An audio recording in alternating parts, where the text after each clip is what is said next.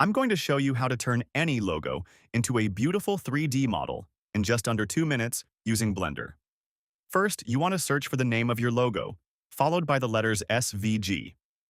I downloaded mine from World Vector Logo, and then you want to download it somewhere onto your computer that you can find it easily.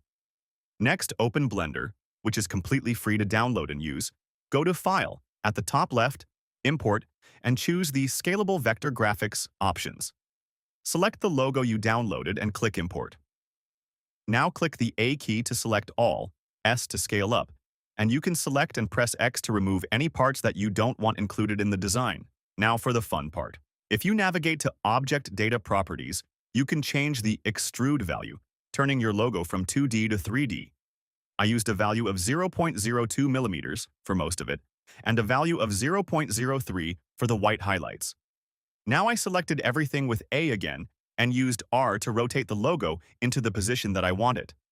Next I added a plane with Shift plus A, hit S to scale it up, Tab to enter edit mode, and used E plus Z to extrude this face up. Then I selected the corner edge, hit Shift plus B to bevel it, and then right-click shaded it smooth. Hit Shift plus A and add a camera, and then I aligned the camera to my current view under the View menu from the top. Adding dynamic lighting is very simple. All you need to do is add another plane by hitting Shift plus A and select plane, move it above your logo with the G key, add a material to the plane, and then change its surface shader from principled to emission. When you change your render engine from EV to cycles, you will get this super nice dramatic and easily controlled lighting. Make a couple tweaks so your logo and lighting fit into your camera's frame and a few keyframes for movement, and you are done.